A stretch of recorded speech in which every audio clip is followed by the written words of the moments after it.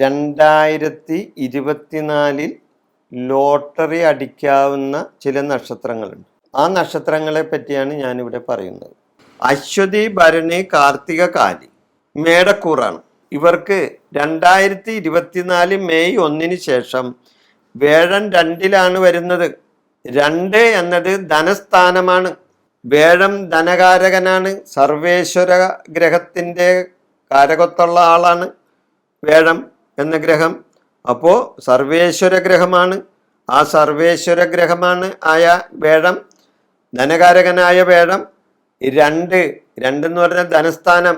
ധനസ്ഥാനത്ത് നിൽക്കുമ്പോൾ ഈ നക്ഷത്രക്കാർക്ക് ലോട്ടറിയോ അതേപോലെയുള്ള പണസംബന്ധമായോ ആയ വിഷയങ്ങളിൽ നേട്ടങ്ങൾ ഉണ്ടാക്കാൻ സാധിക്കും, ഉണ്ടാകും.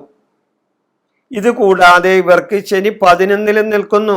11-ലെ ശനി ഇവർക്ക് ഗുണം ചെയ്യും. ഇത് വെറുതെ നുണ പറയുന്നതല്ല, മനസ്സിലായ?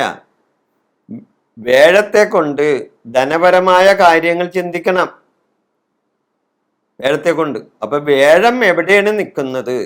അപ്പൊ ആ വേഴം നിൽക്കുന്ന രാശി വെച്ച് നോക്കുമ്പോൾ ഈ നക്ഷത്രക്കാർക്ക്, അതായത് അശ്വതി, ഭരണി, കാർത്തിക, കാലി, മേടക്കൂറിൽ വരുന്ന നക്ഷത്രക്കാർക്ക്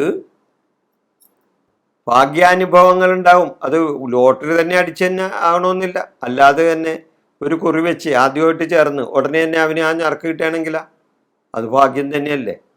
അപ്പോൾ ഭാഗ്യാനുഭവങ്ങൾ ഉണ്ടാവും. ചിലവർക്ക് ലോട്ടറി കൂടി കിട്ടും, അല്ലെങ്കിൽ വേറെവർക്ക് വേറെ ഏതെങ്കിലും നറുക്കെടുപ്പിൽ കൂടിയൊക്കെ ഭാഗ്യാനുഭവങ്ങൾ ഉണ്ടാകും. അത് സത്യമായ കാര്യമാണ്. ഇനി ഇതുകൂടാതെ മറ്റു ചില നക്ഷത്രങ്ങളുണ്ട്. ഉത്രം, മുക്കാൽ, അത്തം, ചിത്തിര, അര. ഉത്രം, മുക്കാൽ, അത്തം, ചിത്തിര, അര. ഈ നക്ഷത്രക്കാർക്ക് വേഴം 9-ാം ഭാവത്തിൽ വരുന്നു. നമ്മൾ വേഴത്തിനെ കൊണ്ടാണ് ഇത് നമ്മൾ നോക്കേണ്ടത് കൂടുതൽ. അപ്പോൾ വേഴമുള്ള ധനകാരകൻ. അപ്പോൾ വേഴത്തിൽ വേഴം എവിടെ ഏത് ഭാഗത്താണ് നിൽക്കണതെന്ന് നോക്കുന്നത്. അപ്പോൾ 9-ാം ഭാവത്തിൽ നിൽക്കുന്നു വേഴം.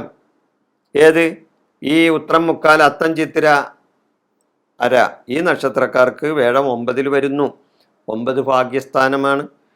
അപ്പോൾ ഭാഗ്യസ്ഥാനത്ത് ധനകാരകനായ വേഴം നിന്നാൽ അവിടെ ഭാഗ്യത്തിന് കുറേയും കൂടി ശ്രേയസ്സല്ലേ ഉണ്ടാവുള്ളൂ. 2024 മെയ് 1 ശേഷം ഈ നക്ഷത്രക്കാർക്ക് ഇങ്ങനെ 9-ൽ വേഴം വരും. വേഴം ഭാഗ്യസ്ഥാനത്ത് വരുന്നത് ധനനേട്ടങ്ങൾ ഉണ്ടാക്കും. ലോട്ടറി പോലുള്ള കാര്യങ്ങൾ ഇവർക്ക് നേടാനാകും. ലോട്ടറി അതേപോലെയുള്ള മറ്റ് കാര്യങ്ങൾ, ധനപരമായ നേട്ടങ്ങൾ ഇവർക്കുണ്ടാവും. അതോടൊപ്പം തന്നെ ഇവർക്ക് ശനി 6-ലാണ് വരുന്നത്. അപ്പൊ 6-ലെ ശനി 3, 6, 11-ൽ വരുന്ന ശനി ആ നക്ഷത്രക്കാർക്ക് ഗുണങ്ങളെ ഉണ്ടാക്കുള്ളൂ, ദോഷങ്ങളൊന്നും ഉണ്ടാക്കില്ല. അപ്പൊ അത് ഗുണങ്ങളുണ്ടാകും. അപ്പൊ ഇവർക്ക് 9-ൽ വേഴവും 6-ൽ ശനിയും വരുമ്പോൾ അവിടെ ഗുണങ്ങൾ പറയാം, ആ ഗുണങ്ങളുണ്ടാകും.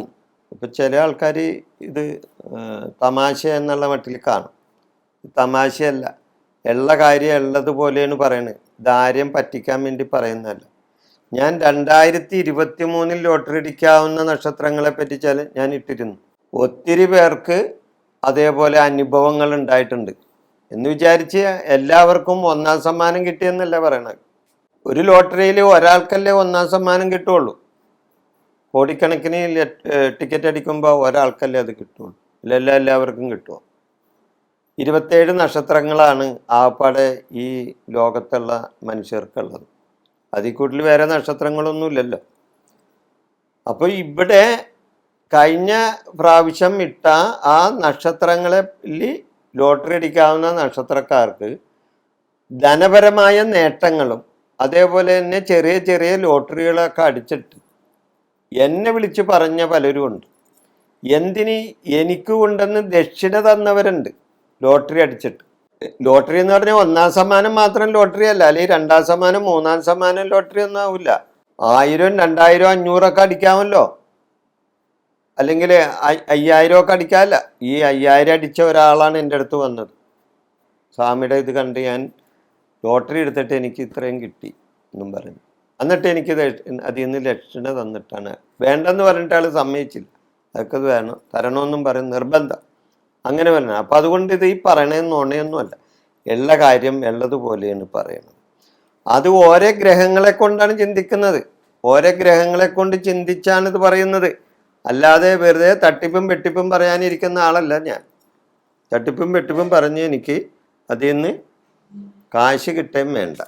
അപ്പം 2024 ലോട്ടറി അടിക്കാവുന്ന നക്ഷത്രങ്ങളെ പറ്റിയാണ് ഇവിടെ പറയുന്നത്. ഇനി ഇതുകൂടാതെ പുണർദം മുക്കാൽ പൂയം ആയില്യം, പുണർദം മുക്കാൽ പൂയം ആയില്യം ഈ നക്ഷത്രക്കാർക്ക് 2024 മെയ് 1 വരെ വേഴം 10-ലും അതിനുശേഷം വേഴം 11-ലും വരുന്ന സമയമാണ്.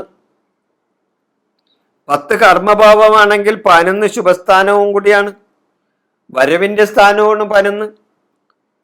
അപ്പോൾ ഈ 2 ഭാവത്തിലും വേഴം മാറി മാറി വരുന്നതിനാൽ ധനപരമായി നേട്ടങ്ങൾ ഉണ്ടാകും. അപ്പോൾ അവർക്ക് ലോട്ടറി പോലെയുള്ള കാര്യങ്ങൾ, ധനപരമായ നേട്ടങ്ങൾ അവർക്കുണ്ടാകും.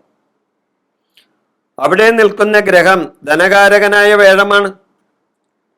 ഈ പറഞ്ഞ 10-ാം ഭാവത്തിലും കർമ്മഭാവമായ 10-ലും ശുഭസ്ഥാനമായ 11-ലും വരവിന്റെ സ്ഥാനമായ ഈ 11-ലും ശുഭത്തോടുകൂടി നിൽക്കുന്ന വേഴം ഇവർക്ക് ഗുണം ചെയ്യും. അങ്ങനെ ഇവർക്ക് ധനനേട്ടങ്ങൾ ഉണ്ടാവും, അതിലൊരു സംശയവുമില്ല. അങ്ങനെ ഇത് എല്ലാവർക്കും സംഭവിക്കണമെന്ന് ഉറപ്പൊന്നുമില്ലട്ടാ. വേറൊരു കാര്യം കൂടി പറയാം, കാരണം ഇത് ഗോചരവശാലുള്ള കാര്യങ്ങളാണ് പറയുന്നത്. ജാതകപരമായ മറ്റു കാര്യങ്ങളും കൂടി ചിന്തിച്ചാൽ ചിലപ്പോൾ ഇതിന് ചില തടസ്സങ്ങളെല്ലാം ഉണ്ടായെന്ന് വരും. കാരണം ജാതകവശാൽ വളരെ മോശം സമയത്തിൽ നിൽക്കുന്ന ഒരുവനാണെങ്കിൽ ചിലപ്പോൾ ഇതിൻ്റെ ഫലം കിട്ടിയില്ല എന്നും വരാം. ഇത് ഗോചരവശാൽ വരുന്ന കാര്യങ്ങളാണ് ഞാനിവിടെ ചിന്തിച്ചത്. അപ്പോൾ ചില ആൾക്കാർക്ക് ഈ നക്ഷത്രക്കാരാണ് ഞങ്ങൾക്ക് അടിച്ചില്ലല്ല എന്നും പറഞ്ഞ് വെറുതെ എന്നെ വിളിച്ച് ഇത് പറഞ്ഞിട്ട് കാര്യമില്ല. കാരണം നിങ്ങളുടെ ജാതകത്തിലെ ഇപ്പോഴത്തെ അവസ്ഥയും കൂടി ഒന്ന് ചിന്തിക്കണം, എന്നിട്ട് വേണം അതിനെ വിലയിരുത്താൻ. അപ്പോൾ ഈ 2024 ലോട്ടറി അടിക്കാവുന്ന ഈ 9 നക്ഷത്രങ്ങളുണ്ട് അല്ലേ? ഈ 9 നക്ഷത്രങ്ങളാണ് അശ്വതി ഭരണി കാർത്തികകാലും ഉത്രം അത്തം ചിത്തിരാരയും പുണർദം കാല് പൂയം ആയില്യം. ഈ നക്ഷത്രങ്ങൾക്ക് ഭാഗ്യാനുഭവങ്ങൾ കൂടി വരുന്ന സമയമാണ്. 2024 ഇവർക്ക് ഭാഗ്യനേട്ടങ്ങൾ ഉണ്ടാകും. ലോട്ടറി പോലെയുള്ള സാമ്പത്തിക നേട്ടങ്ങൾ ഇവർക്ക് ഉണ്ടാവുന്നതാണ്. വിഷയം ഞാനിവിടെ അവസാനിപ്പിക്കുന്നു. നന്ദി, നമസ്കാരം.